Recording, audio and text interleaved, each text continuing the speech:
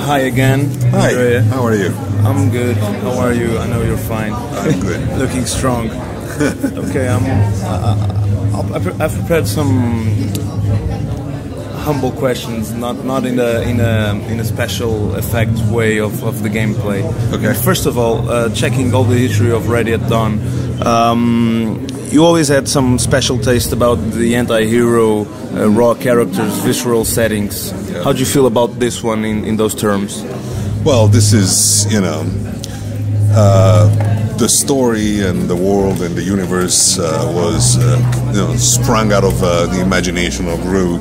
And obviously, like all writers, he has his themes and his passions. And, every artist is the sum of his experiences and influences. And he looks for, high drama. And high drama you find in engaging settings. So he created this whole world, and one of the things that we all love the most are those stories where the bad guys and good guys are not so clearly defined. It's one of the central topics of this game. When you see the order, particularly at the beginning, people were saying, when they were playing the airship level, for example, and they're told, we don't have time to distinguish between rebels and crew. Kill everybody. Yeah. And that is not something that you would do lightly. And but these guys have been doing it for so long that killing has become so to an end, so right? Exactly. They're so used to it that their cause and their goals override everything else, and this is a risk that you take when you become this just killing machine. You're following orders, you're doing what you need to do. All of a sudden, is that an acceptable risk by any, or an acceptable trade-off by any measure? The game is filled with this kind of ambivalence, Those questions follow the storyline and the moods of the game, right? Absolutely. The whole thing is about, seeing how every one of the characters involved have their own motivation, their all reasons for doing what they do, and at the same time, how difficult it is to make kind of a clear moral distinction between who's making the right choices and who isn't. It's this gray area that creates this fascinating internal conflict that also makes you relate to the characters a lot more, because they feel like they are going through the struggles that real human beings go through, not the kind of like clean-cut, like Superman type hero that is just, I'm good. There you go. Good, yeah. We find that very boring. There's nothing really interesting. High drama is always about, I'm torn. I have real conflict because my morals, the things I believe in, the things that are important to me, are being challenged. And this game being a special project of you guys, because you're working in this since 2010, right? Yeah. You must have been some difficulties keeping up with the pace of the games and the pace of the history, because having a cinematic experience and the game must have you must have some attention in movies and in books in games. How did you find that challenge for you guys? Was it difficult, or was it okay? We're doing our thing. Well, once the pitch was presented and once we set on the game, I think we had a pretty clear vision of where we wanted this to be and what we thought its strengths should be and where we were going to focus. And we made all kind of creative decisions at the beginning. We stuck with them. We decided this is what we believe will deliver an engaging experience that is going to feel like its own thing. I say keeping to that vision was actually pretty easy. I don't know if it's, I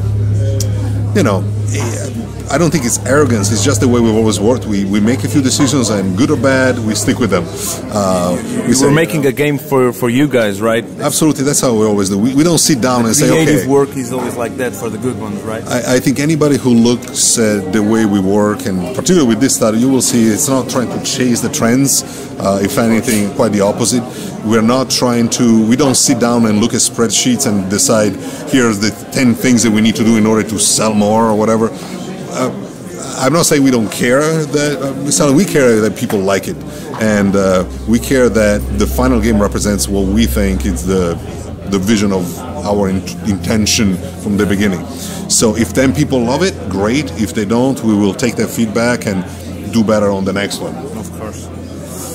And with this subtle and amazing transition between the gameplay and the cinematic experience, it's one of your key things you have promoting the game. How do you feel responsible, as Ready at Dawn and as the Order, responsible for the next generation of games? Feel responsible? Yeah. In what sense? In the sense of, I mean, people now are expecting a great game. They'll probably have a great game. Now they'll expect your next move, not promoting it, but keeping up with it. Yeah. Do you have any strong keys for the future? Yeah. Oh, well, we spent a insane, I can say that clearly, amount of time creating the technology. Everything was done from scratch. We built this huge foundation. Yeah. I cannot wait to see what we can do next, starting from here. This is what we did, starting from nothing. Well, I want to say nothing. Of course, we had our expertise. We had some of the work that we did, obviously on the PSP as a starting point. But a huge part of this had to be completely created from nothing, and it took a long time to do. So now that we can start and really just see how far we can take it. When we did Chains of Olympus on the PSP, we had a similar approach. We spent a long time creating a technology that allowed us to deliver that kind of experience on a PSP. And when it was released, people thought, that's it. There's nothing more you can do in a PSP. This game is it. And then when we released Ghost of Sparta, it made Chains of Olympus look primitive by comparison. I think whatever we do next is going to be the same thing, because now that we are at this point as a starting point, the places that we can go, some of the ideas and the prototypes and tech that is already being worked on, it's going to blow people's minds. I'm sure we're going to, go very deep onto some innovative gameplay mechanics that, we're going to have the time to really refine and evolve for whatever we do next. Okay, great. And, keeping with that, do you have any intention of maybe explore some graphic novel about it? Because now you have a religion. You started from nothing, like a biblical figure, and now you have an amazing field to explore. Do you have any idea if you want to do a graphic novel, a book, maybe? The obvious was a movie. I mean, I don't know. You have everything to explore. Do you have anything in your dreams? Maybe not in the table. Oh, we have lots of things in the dreams. I think we will be looking at all kind of stuff. It all depends how well the game is received. That is the only thing that matters right now. If people like the game, all kind of things can be done, and we have done all of the foundational work, including for the creation of the universe, the development of the characters, all the side stories, all of the background stuff. So there is huge potential, and I think if people do want to see more in this world, and I certainly do, I can't get enough of it. So I'm really hoping that as long as it's done right, we're not going to let it become everything just. Yeah. That's not, like I said, this is not going to be some sort of annualized franchise that you just start spinning out things just to cash on it. So as long as it's done right and we have the ability to retain the type of creative quality that we are aiming for, then I hope so. I hope lots of things will happen in different media. We have to finish, but I will let you. Just one more question. I have 1 minute here. Sorry, man. I mean, it's a different thing that we have been talking about. I mean, all the thing you talked about, the technology and the mixture between fantasy and the real life, mixed with the amazing references from mythology, from fantasy, from history. Do you think that you will always try to follow that path of trying to give people an enjoyable moment with some deep and profound mythology themes? Absolutely, yeah. That's like I said, this is just the beginning. The more the things the more the world is here, that's one of the main reasons why we chose to go with a single player experience for this game, is because we really wanted it to be, it has to be a fun game first and foremost, of course. That was the primary concern. But we also wanted really to establish this universe, and the best way to do so was to see it from the eyes of a main character, in this case Galahad. That helped us create, the setting and provide all of the background and the motivations. Once people get to know these characters, we can go a lot deeper even there, because, like I said, Rue has it all. His head is filled with this stuff. It's all planned, it's all written, and there are so many exciting places where we can go, and definitely the storytelling, the narrative part will remain a key component of this game. We'll be here watching. Thank you very much. We were here at Salão de Jogos, Game Saloon in a cowboy version. Sou o Gonçalo, Perestrelo. Estivemos aqui a falar com o Andrea Pessino. Thank you very much, Andrea. Thank you very much.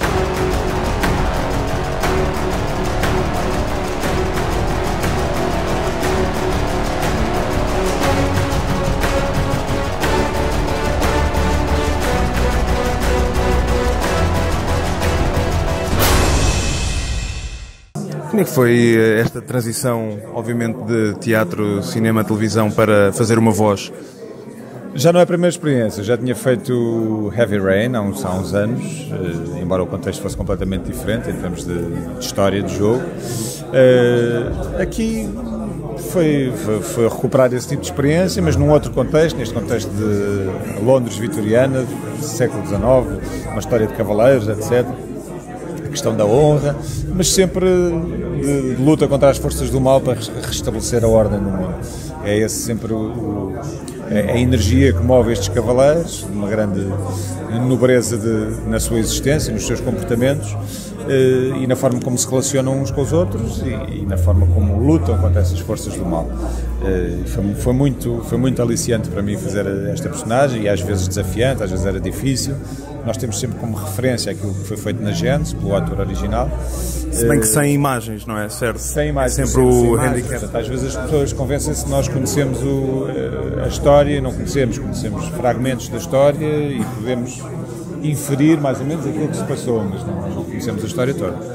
E chegaste a ter alguma oportunidade de jogar o jogo posteriormente? Ainda não, quase que ninguém, não é? Para a semana terei e levarei para jogar com o meu filho. Tenho um filho de 16 anos, que é grande aficionado, e com certeza que ele ficará bastante aliciado pela possibilidade de jogar um jogo em que o pai dá voz ao protagonista. Ou então até pode escolher a parte inglesa e depois tipo, pai, não vou jogar isto em português, não é? Exatamente. E outra coisa, por acaso não sei se tendo um filho de 16 anos, se és ávido de algum tipo de jogo de consola ou de Na realidade eu não sou grande jogador, porque tenho uma agenda muito preenchida profissionalmente, tenho 4 filhos, portanto familiarmente também tenho o tempo muito preenchido, e depois confesso que o meu hobby pessoal é o surf, também me ocupa uma grande parte da minha vida. E, portanto, não me sobra muito tempo nem para ver televisão, nem para jogar jogos, etc. Mas fico feliz por poder proporcionar aos meus filhos essa oportunidade e desta forma, em direto, participar no seu lazer, naquilo que eles gostam de fazer. E assim é uma forma de estar presente na vida deles também. Exatamente. Mesmo quando não estão a fazer exatamente. As coisas para o trabalho ou para a faculdade. Exatamente. Bem, Pedro, obrigadíssimo. Eu que agradeço. Somos do Salão de Jogos, sou o Gonçalo, estamos aqui com o Pedro Lima, voz de Sir Galahad no The Order 1886.